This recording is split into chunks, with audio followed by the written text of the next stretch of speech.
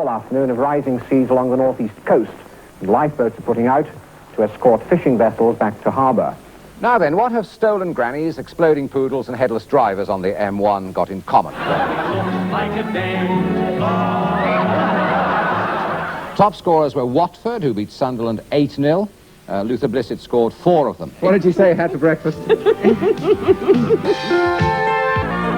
It's 6:30, Monday, January the 17th, 1983. You're watching the first edition of BBC Television's Breakfast Time, Britain's first ever regular early morning television programme.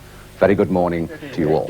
No, relax. Get the bird to relax, Rod. There's a thing to say. Would you like to hold him? No. Because he's very nice. Would you like to hold him? Yeah, I'm sure Selina might, actually. Do you think you would sit happily on no. Oh, there. What did you say you had for breakfast?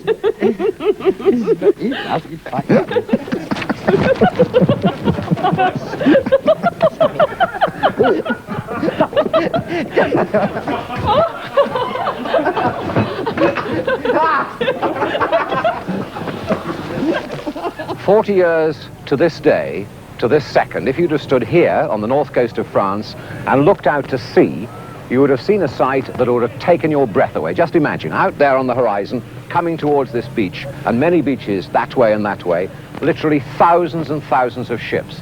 It's Monday, November the 10th, and today we start a new look, but I hope you'll find us as welcoming as ever. Sally Magnuson is here, and so too is our other Sally, Sally Jones, the sport. And as you can see, we've got a splendid new desk here from which we'll be giving you all the news of the day and comment on the important stories of the morning. And very smart you look too in your jacket. You like doesn't it? Yes, doesn't it? Nice bit of Yeah, stuff. you might have got a new one for the occasion.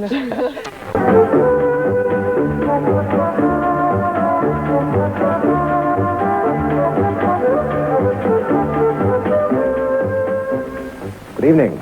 An invasion of Scotsmen, a university racehorse, a marching miner. These are some of the items we have for you in tonight's Home at 6, a university story.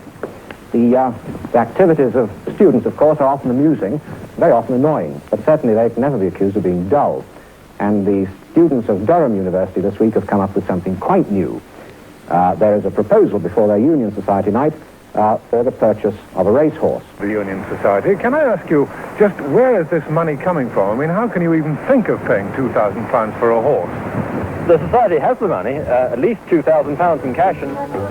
And that is all for tonight. Good night.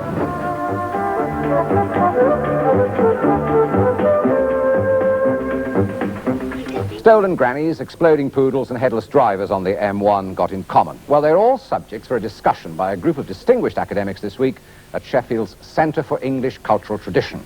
Learned dons have gathered from all over the world for a conference to debate and tell urban folk legends. You know the sort of tale, the tall story which always seems to have happened to a friend of a friend, if you like. There's the one about the professor who went to a public lavatory in Nottingham and found himself glued to the seat because the vandals had covered it in superglue.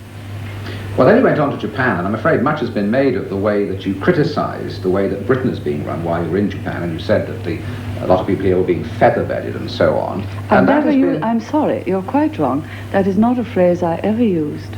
But what did you say? Did you not say that we were living fairly comfortably and perhaps not working as hard as we should? No, just tell me exactly what you're trying to get at. Well, I mean, we were being reported as saying that you were critical of the way that the country was being run by the Labour government. That is quite different. Well, saying goodbye is always the difficult bit, isn't it? 14 candles, 14 years, and this 3,131st edition is the very last nationwide. In the fullness of time, a new programme will emerge in this early part of the evening. It's to be called 60 Minutes, and if they have half the fun informing you and entertaining you as we've had, they'll be very fortunate indeed. So from all of us, and particularly from some of my more recent absent friends, Lawley, Kershaw and Scully, thank you. And He went on to host. Score: Manchester United 1, West Ham United 1. Dennis Law for United, Jeff Hurst for West Ham. Law's goal was a simple header on.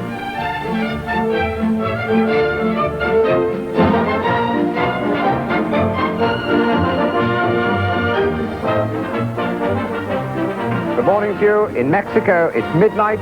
In London, 7 in the morning. The end of day 1 of the 1968 Olympic Games. A day which has been memorable for one of the finest races this Olympic movement has ever seen, the final of the 10,000 metres. But in this programme this morning, we'll be putting together that for you and all the other events of this very eventful day.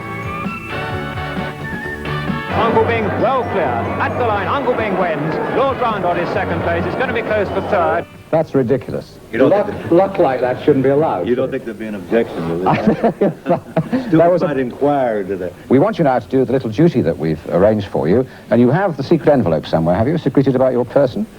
With the 321? I don't think so. I don't know what you say to Red Rum. Do you talk me up now? I'm about, what, 13 stone? How'd you handle 13 stone? I could do that for you, No, well, look at this, Frank.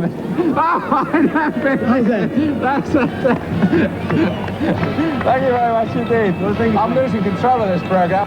Than to be hoisted with a block and tackle into the old jogging bottoms at 5 o'clock. Hello. Good morning, how are you? Morning. It's bracing out there, I tell you. Now the Boffide jog.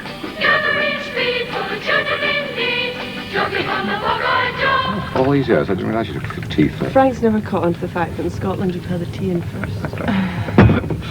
It's 7 o'clock. Frank opens the show and then Sally does the menu. Then our lead at the moment is the Anderton row. Most of the program is like riding a bicycle. I mean, the ops and the teases and the stings and all that. So what we really want to know is what interviews have been arranged overnight. And the briefing is largely about the interviews. But he's going on to university. He's going for a history degree now. That's a nice story. And I rang in last night, so before I went to bed, I knew what interviews were coming up today. And although one of them was brand new overnight, mostly since we all watch news bulletins, we all watch newspapers, homework is a kind of continuing thing. So if I ring in the previous night and they say, well, we're doing this, that, and the other, I mean, immediately 4 or 5 questions come to mind anyway, unless the story is broken overnight. Fine, lovely, thanks for that. But, you know, what time is it? What a noble head, eh? Look at that. Don't you think? No? Not at all.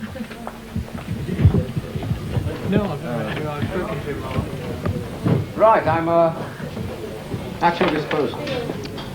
This is the first time we see the script here. Well, it's what, 3 minutes before we're due on air. I've just got sight of what's going on. Yes, Fiona? Yes, okay. I would like sight of it before I read it.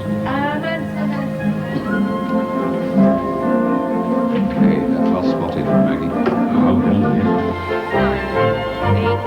8, 7, And mix 6, and lights 5, and lights 4, and 3, mix 2, 1. Mix, cue.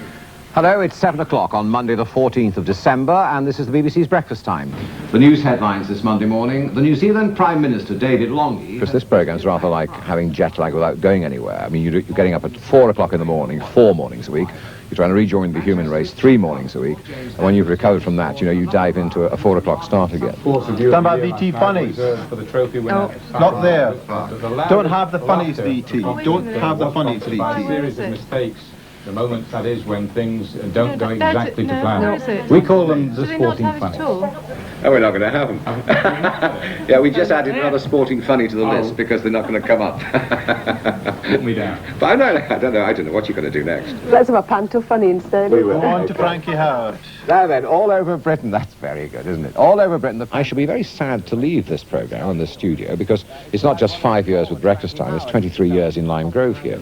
So that's a great sadness to me. But in the end, it's the hours that have caught up with me at last. And they're so socially disruptive and disruptive from a family point of view. And occasionally, you know, you have to adjust your priorities in life. There are 1 or 2 things in life even more important than television programs. Time this morning, there'll be news on the hour, starting at 9 o'clock on BBC One from Sally and myself. Very good morning to you.